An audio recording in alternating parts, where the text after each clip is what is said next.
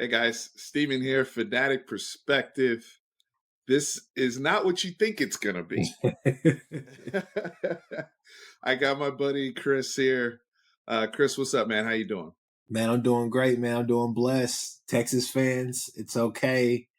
We'll talk about the other another day. Trust me, I have a lot of opinions about that too. Okay. I kind of have a lot of thoughts and a lot of things to say, but we're talking basketball today. I'm gonna let y'all live. Go ahead. As you normally do, right? But we are talking basketball today, and it's going to be a little bit of obviously a ceasefire right now in terms of our football banter. But from a basketball perspective, as Chris and I are talking, we're hoops heads. And this is one of our favorite times of the year from a college basketball perspective.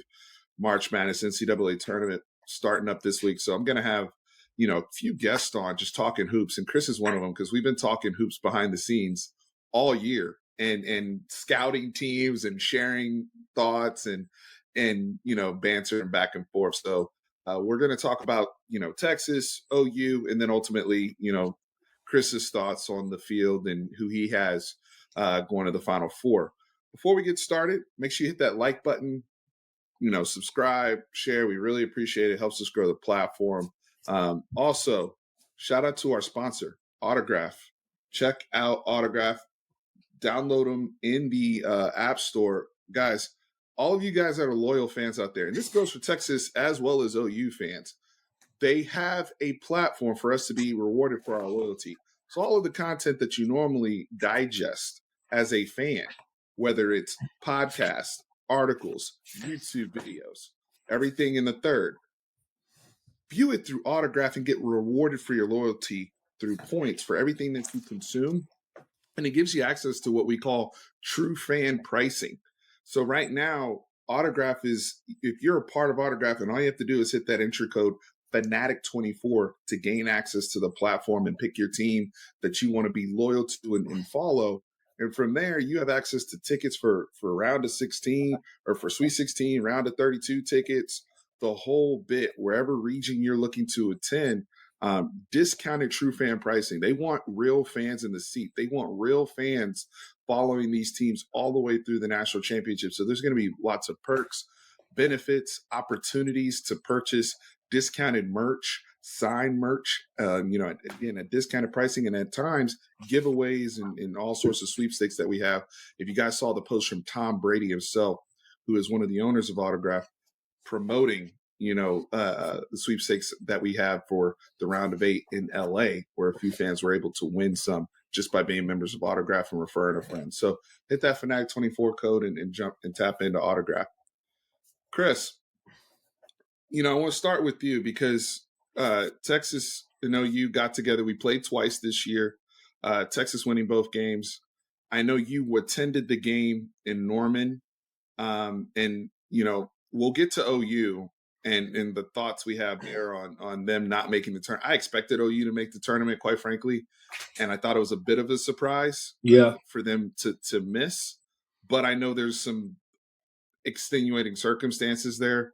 However, Texas very controversially getting a 7 seed. Wow. And so we will, as we're recording, we will await the winner of Colorado State and Virginia and how they match up in that 10 hole. But give me the tale of the tape, what you see from this Texas team, because you've tracked them all year long in our conversations, and I want to get your take on what you see from this Longhorn team heading into the tournament. So let me talk about Texas as a whole, just for the people out there. I love the offense. Love the offense. The high ball screens, the ball screen action at the top of the key for Abe Smith, getting him situated. The offense is made for you guys to score. You sprinkle in the fact that you guys can get the best of both worlds from Daisu, where he could be a stretch player at times, but also he could be a physical post player too. And he has decent post moves, really good face-up game. Love the offense. Fact of the matter is that here's what I see when I watch Texas. Okay, I see Daisu is your best player playing the best basketball. Your best NBA prospect is the Mitchell kid.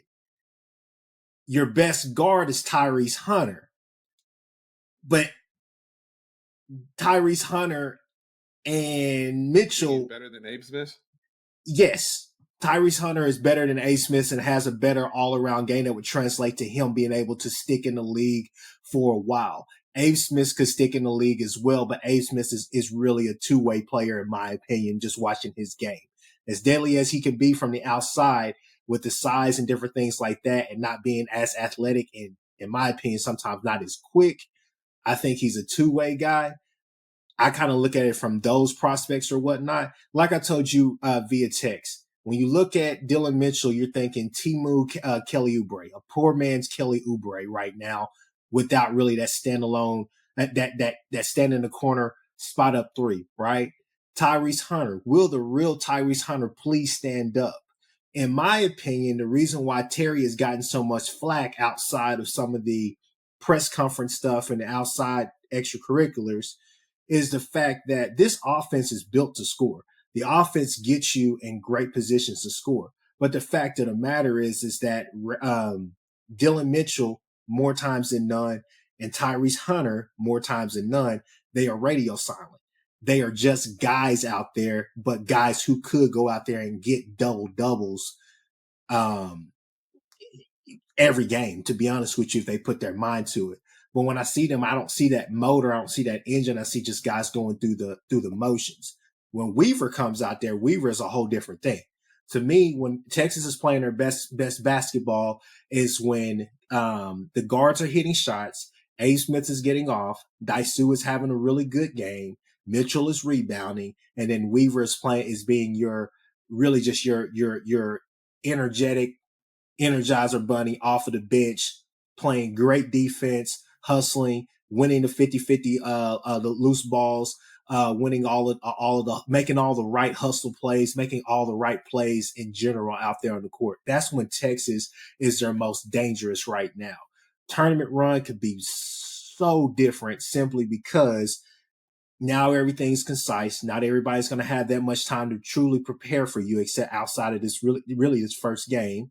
And I just think that if we see a consistent performance from Tyrese Hunter, I think that the sky is the limit for Texas. But to me, he's the biggest X factor. He's the biggest what if, because I kind of feel like we know what Mitchell is going to give us. Okay. And it could be good or bad. I mean, the plus minus, if you check the numbers, that's just kind of how it is. But when you look at Hunter, like I said, you go, where's Iowa State Tyrese Hunter? That's the Hunter that I need to step up in this tournament. That's the Hunter that Texas fans are looking for as well. I understand why you're high on him. I mean, the game against OU, Yeah. it was senior day. He had his best scoring game of his career, Yeah. right? He goes for 30, looked damn near unstoppable. He looked like one of the best guards, if not the best guard in the country in that game.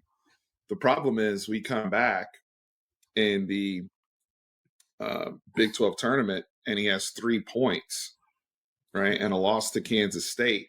Mm-hmm. And I don't even think he had I don't know if he had a field goal. Yeah. And that's what I'm saying. Him and Mitchell both of those players, they just go through the motions of the offense.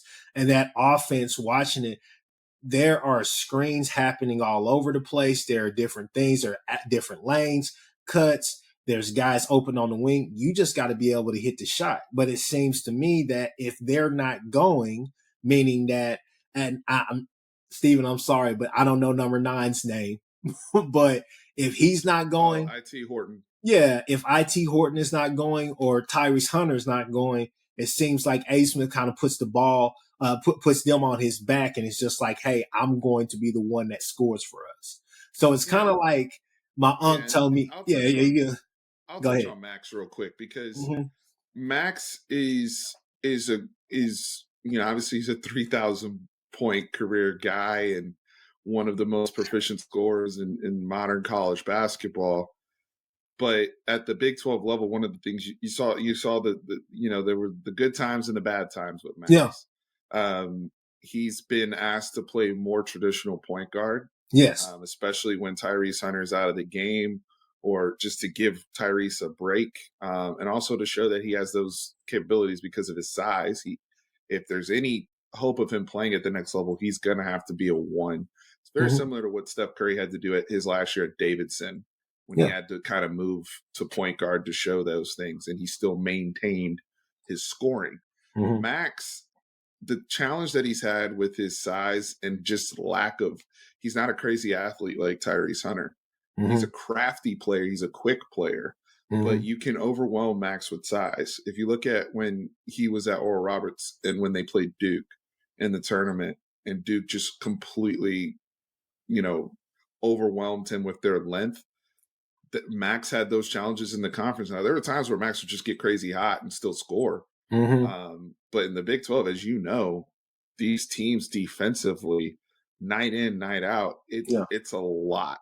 Yeah. And so when he doesn't have that support from a Tyrese and some of the other scoring from a IT Horton and some other guys, and it Mm-hmm. falls on his shoulders, we kind of win as Max win. If he wasn't cooking, we were done, right? So, Even as with Dylan Dessou being a all Big 12 first team all Big 12 player. yeah, no, and so that kind of leads into directly to answer your question. Now that we're done with kind of the overall perspective into your question, as far as what I would do to stop Texas was a scouting report for me.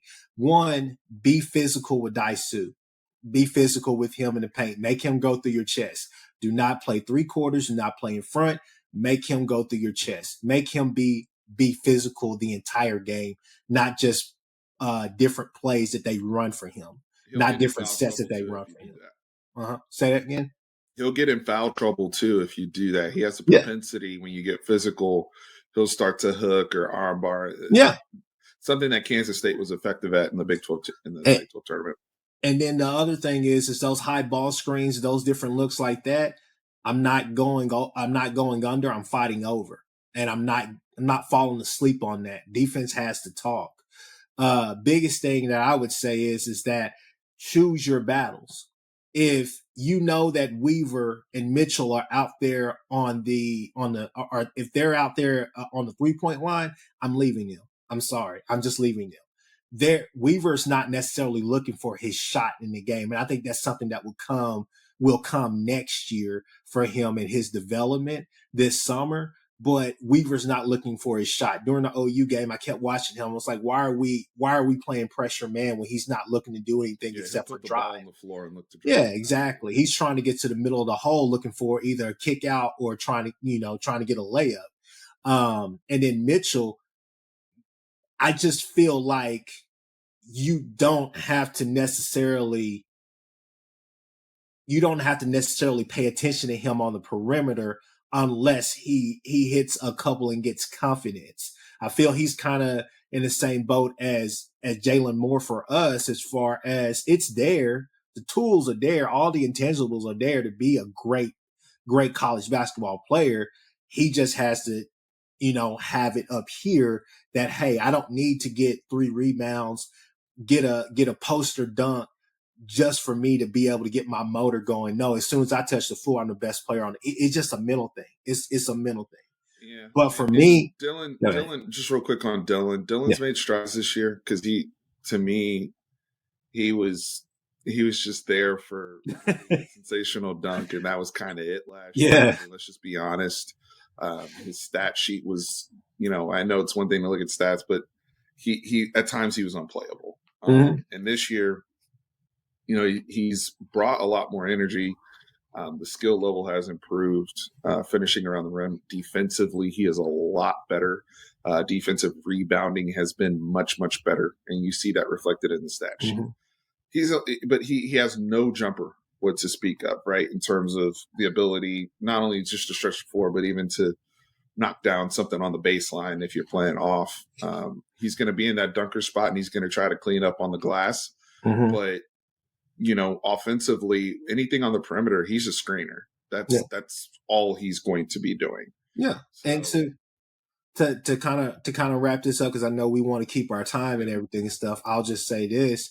I think that the better matchup for Texas is obviously Colorado State, simply because they would be willing to play up and down like you guys would like to do. But if you play Virginia is going to force you guys to slow it down and make it a half-court game, and it's going to be key as far as those possessions. If Texas can jump out to an early lead, it's hard for Virginia to really make comebacks. But the biggest thing is just to know they're not going to let A. Smith get off. They're going to pressure him. But with those other guys, they're going to play the lanes. They're going to sit back and see who is the guy that wants to step up and play off him. For me, I would say one of the hardest things to do is to play two combo guards together, especially when one is really ball dominant and the other is a good shooter. You kind of have to have a yin yang effect. You guys should have guard play like the Baylor teams that we've seen here recently, as far as those guards being able to go and get 17 points per game, 15 points per game, and then the other one's averaging 12. But it flip flops. He could get 25, 30 one night, and the others could go for 15 or 12. You see what I'm saying? I mean, the fact of the matter is I'm that confident in this Texas team as far as the personnel, the coaching, and obviously the offensive play calling. So, and hopefully nobody out there is taking offense to what I said. I like this Texas team. I actually do. That's a new one for you guys, right? I like this Texas team. I really do like this Texas team. I'll say I said it. And I so, Yeah, go ahead. I mean, let's wrap here. I mean, I like this Texas team too. I don't trust this team. I'll put it that way. My biggest, they're not a consistent. They have not shown to be a consistent basketball team.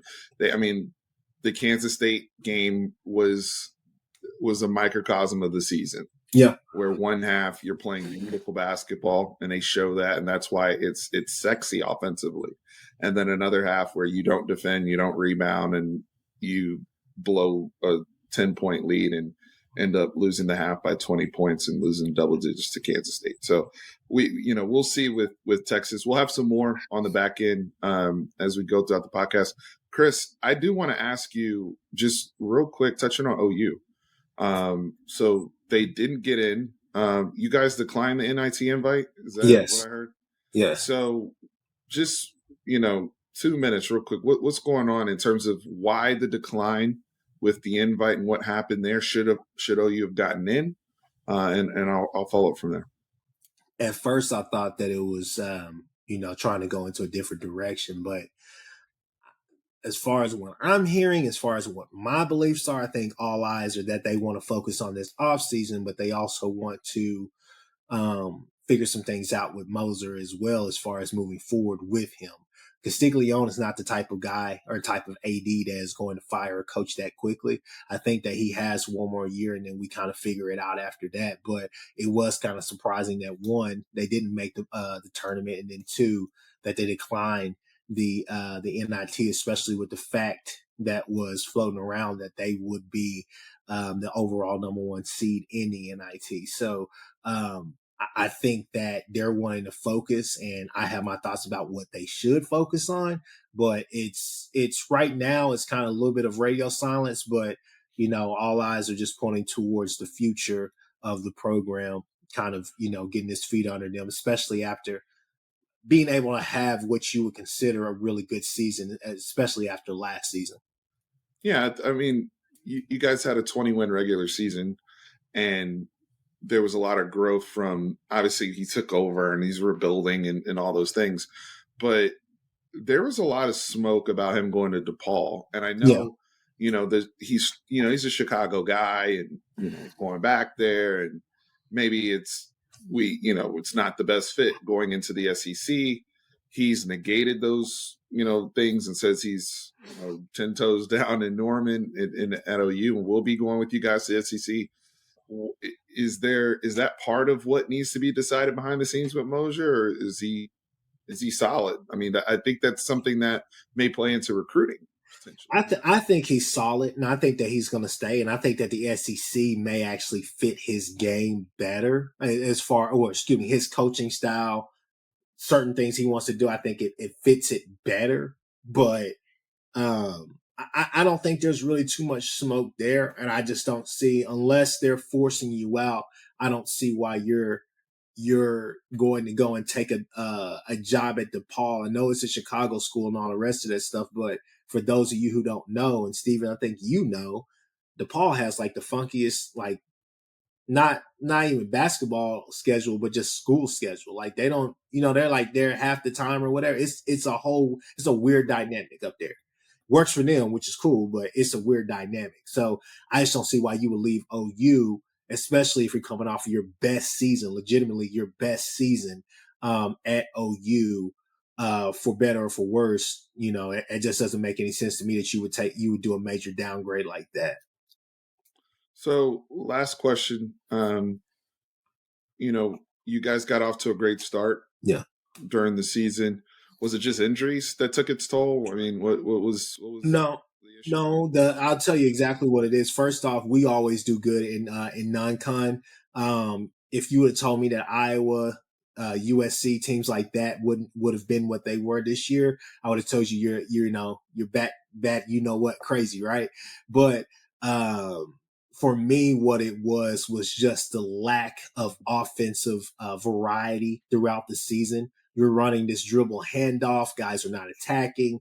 McCollum, who was lights out, being in a Dynamic conversation as scorer. one of the best basketball players in the nation to start the season in non-con. He really started to go radio silent during the season.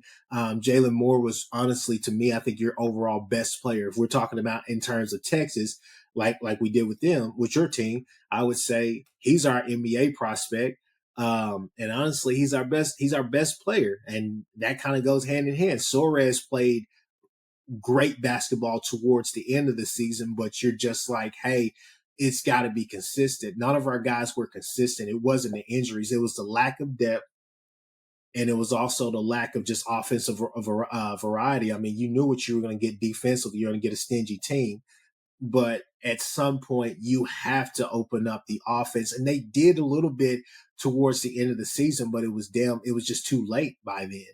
And the fact of the matter is that, your shooter finally was getting minutes, but that's because of injuries or whatnot. But you don't really when that whole dynamic is not there and you're at full health, you don't have a shooter on the floor. You No. have rhythm guys. You have guys who are just scorers, slashers. Give me a 1-on-1, and I understand why he ran the the dribble handoff. But at the end of the day, if those guys are if McCollum is too small or he can't get around a guy that's longer than he is, an athletic guy, a Weaver, for example, about the same size, but Weaver is he's hell on defense. I wouldn't even necessarily say lock you down, but he's going to frustrate you. He's going to make life hell for you in the spurts that he's out there. So for me, Stephen, it just got to the point where the offense just was so stagnant that you didn't know if this comes down to a one possession game. I was just like, man, Yeah. it's up in the air. I think I think McCollum had some of the same issues that Max did also in this conference, Mm-hmm. and kind of got beat up throughout. Because I mean, even going back early when you guys played Kansas on the road, and he was just dynamic and giving you some scoring, but scoring was a challenge. I think that's why it was not that we were kind of in the same boat team wise, record wise, but I think Mm-hmm. the difference with Texas and OU and the matchups was our scoring. You guys just would have these really bad droughts where you just couldn't Yes. put points up, and that was indicative in both of the Texas OU matchups. But Oh, one we'll one see, more we'll see. one Um, more point. One more point. A lack of a post presence as well. Godwin, I like Godwin a lot, and that's not a knock on him. Hughley got to lose some weight, got to slim down, and I'm just saying. I mean, I think 20 or 30 yeah, pounds, and I that's a think big boy the right there. kid, would be amazing because I think that with that extra weight off, he'd be able to get busy early and often down there in the block because the kid has a skill set and he has a not really good post game. He can give it to you anyway. It's just making sure that he can stay on the court. Godwin Godwin was just a guy that was that he was going to give you effort. Who he is the equivalent of Brock Cunningham out there on the court, in my opinion. Brock Cunningham, I think, can score a little bit better around the rim and do some other things, but I think that's the kid. That's the other post player, correct? On tech, well, On he's more of a Texas. yeah, he's more of a 3-4. He's more of a 3 or 4, but I just watching him, you get what I'm saying. He's a utility I guy. know He's a what you guy mean. that's very expendable. So I mean, my thing my thing about it is just a lack of a post presence as well this year, like a consistent post presence. Consistency is the word for this team. That's what we really lacked. And that was really what killed us towards the end. I think that you started off hot, but 1-10, 2-12, or whatever the numbers were in conference, whatever it is, the Big 12 has played every Porter Moser OU team thus far. And I mean, that's, you just got to be better. Who's your Final Four? Final Four, because I have it up. My Final Four is I have UConn, Iowa State, Houston, and excuse me. That's not it. All right. Is that I bigger have bracket? I have I'm sorry. I have UConn, North Carolina, Houston, and South Carolina. Okay. South Carolina in there. They're what, a 6 seed? Yes, this is Explain the that. toughest bracket ever. I have some upsets. This thing is set to burn the first I day hear that they allegations start that South playing. Carolina might lose in the first round. But you got them going to the fight. You got South Carolina and North Carolina in there. Explain the South Carolina thing to me, because that Oregon team's dangerous. All right, real quick, let me see what's the path for South Carolina. Well, they play Oregon out the gate, and I think they're better. I think they're a better team. They've been surprising. They've been one of the more surprising teams this year, but they've been consistent at times. I think that they'll beat Oregon. They play Creighton. I just think that they're more athletic than Creighton, and if they can get past some of the if they don't turn the ball over, they don't they don't make a really bad mental mistakes. I think that they can get there and beat Creighton, and then they would play Tennessee, and I just feel like if you take how you say his last name, Necht, or Dalton Neck. Yeah. yeah, if you just take him out of the game, I'm not necessarily sure what they turn into. They're a completely different team whenever he's not having the best game. He will chunk some shots and give you some extra possessions, just off the mere fact that he's gonna keep shooting until he can't shoot anymore. And then if they get there against Purdue, I just feel like they will be able to get up and down the floor with them and create problems for Big Boy down low. And so that just kind of makes me feel like they have they have a tough path, but I don't think I'm crazy saying that they could make it. I've seen Hey, crazier now. I mean, shoot, we had what, South, FAU and San Diego State. This era of college basketball, I just want to know the logic behind when people here make their picks. I'm not. There's no reason to judge a pick at this point. Considering the recent brackets we've had, and now it Yeah. doesn't always reflect per se in the Final Four. Last year it did, but where we had Purdue go down early and Arizona go down early and all these teams fall. But I mean, as of recent, I mean, I think that's one of the things that, where college basketball was. We've always had March Madness, but we've always had those teams that had those signature players where you knew they were going to get to at least the Sweet 16, Elite Mm-hmm. 8 type range.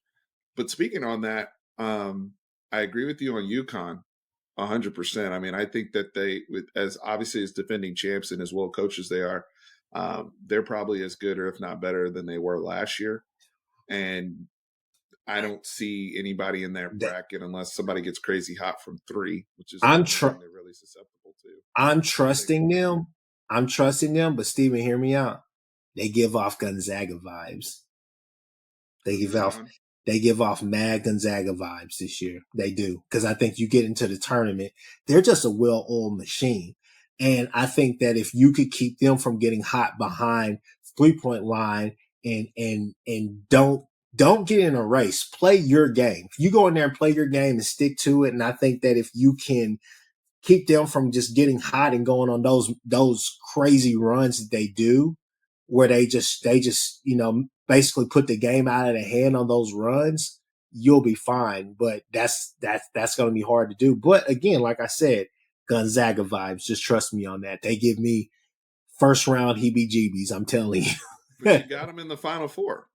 I do. Like I said, I'm gonna step Okay. out on faith and I'm gonna trust them. But I feel like McNeese I don't think you can State's team. trust the defending champs that have tons of people coming back from that You know team. how hard it is. This is not Florida that we're talking about. They Yeah, don't Florida have was the last repeat champion. exactly. So To be fair. yeah. So you have UConn, North Carolina, Houston, and South Carolina Mm-hmm. is what I'm hearing. Cool, cool. Well, um, I'm looking. I mean, I actually have Purdue out of that region, um, where you have South Carolina.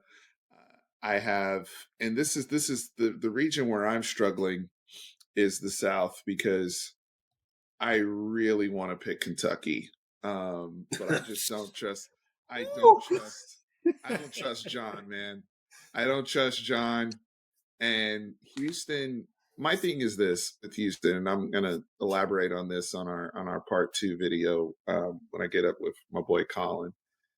I think Houston has been the most impressive college basketball team this year, but they may be out of gas a little bit. That Big 12 finale really they play so hard, Mm-hmm. and I saw it happen last season. I Mm-hmm. think last season they just literally their legs that Miami game and even the game before where they were struggling with Kelvin, they Mm-hmm. defend at such a high level. But I mean, but then again, I'm also like, this the way this Houston team has performed in the conference they just won. Yeah. It's almost like you got to put them in the Final Four regardless of matchup. You got to put them in the Final Four, but here's the problem. Do you know how hard it was for me to press to pick them getting out of the Elite Eight because that's where they struggle the most. That's where they struggle the most is getting out of the Elite Eight. And then if they can get into the Final Four, which I believe that they can, I think they have the best shot to beat UConn. I think if North Carolina matches up with them, I think with UConn, I think I UConn think North probably beats them Carolina by can. 20. I Huh? think North Carolina matches up with UConn. They match up on paper.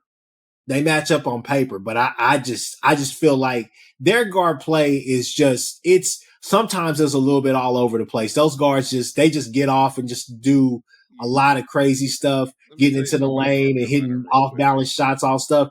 I'm telling you, UConn is a machine. They just Let me go tell you get it. something about North Carolina real because this is the last point I Yeah, got. go ahead.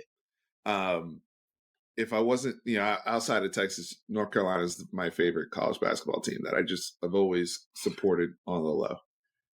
My thing with North Carolina, knowing North Carolina, they will show up against the big dogs, against the really good teams. Yeah. They're very much like the Cowboys in a lot of sense, where I don't worry about them in certain. Yeah, it's against other teams where I'm like, what the hell's going on? So like and you saw this a couple years ago when they went to the national championship game when they got hot, and with that group, especially between RJ and Armando and their transfer portal guys have been unbelievable, quite frankly. And the way that North Carolina plays, especially with that secondary type break speed, they're always a really tough team to match up with in the tournament. I always worry about North Carolina in the first two rounds. That's where once it gets to start playing other brand names, I actually feel more confident with North Carolina.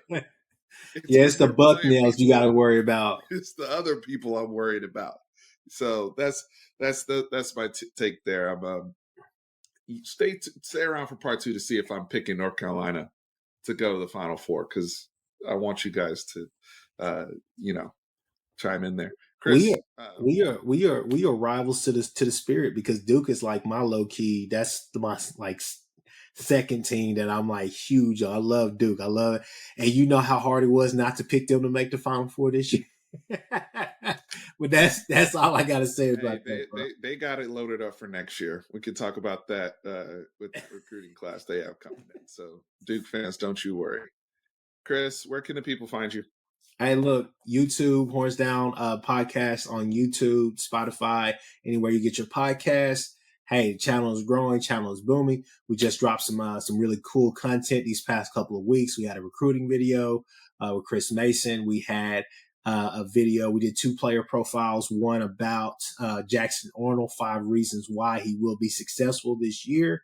And then also we just dropped one about Jaron Kanik, as far as can he make that jump to be where Stutzman is, or is he going to get passed up? So I did that one with those 2 videos with Barry and Damian Mackey from the Barry and the Mac, excuse me, the Yeah, Barry and shout Mac out to show, Barry yeah, and the podcast. Damien.